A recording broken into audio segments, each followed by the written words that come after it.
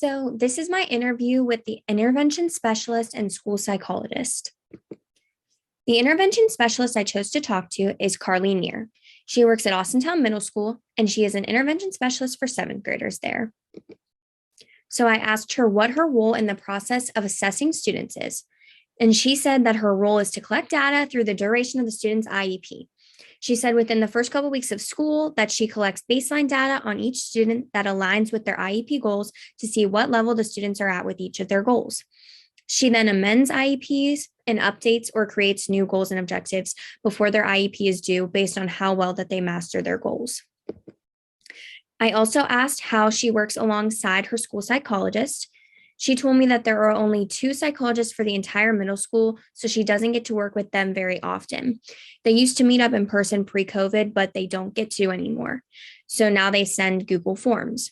So when one of her students with an IEP is up for reevaluation, the school psychologist will send out a Google form with questions from the ETR. The questions include what accommodations the student is receiving and what concepts the student is understanding, for example.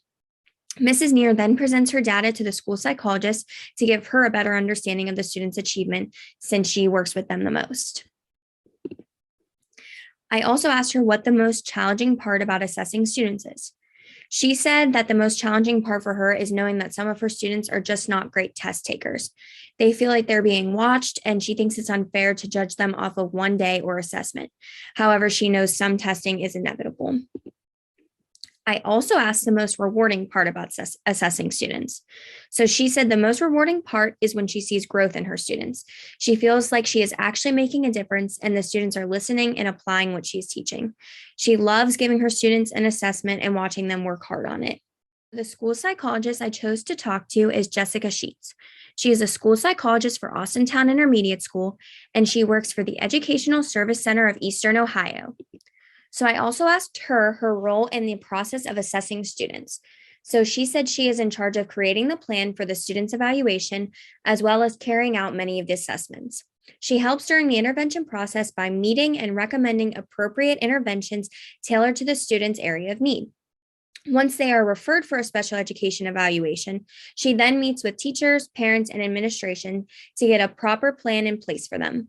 Once agreed upon, she completes assessments geared towards general intelligence, academic achievement, social emotional behaviors, adaptive behaviors, and classroom observations. So I asked how she works alongside the intervention specialist, and she said she works very closely with the intervention specialist there.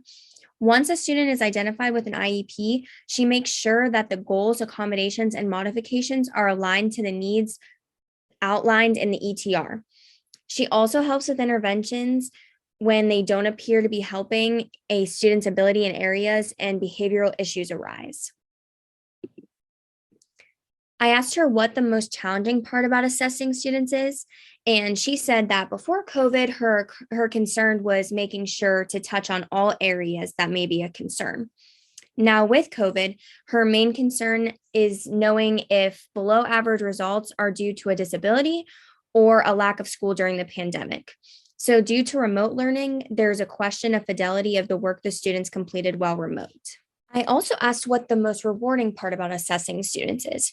She said that the aha moment is the most rewarding part for her. She has seen some students come off of special education services or move to a less restrictive environment. And it gives her motivation to keep going, knowing that the hard work of her and her staff made a positive difference for the student. So as for new things I learned, I knew that school psychologists were an important part of the assessment process, but I didn't realize how big of a role they play day to day. They're constantly talking with different intervention specialists to try to help all of these children. I was excited to learn that there are specific instances where students have gotten off of an IEP. I knew that it was possible, but I had never heard of an exact instance of it happening here before, so it gives me hope for all of these students. As for how this knowledge affects me as a future teacher, I obviously knew that COVID played a big role in students' education, but it is very important for me to realize that some parents and teachers are raising concerns about students possibly needing an IEP. However, that student might not even actually have a disability. It's just that remote learning took a big toll on these students, so I need to be flexible and understanding. There's a possibility that these students are just struggling more overall being back in the classroom after a year of remote learning.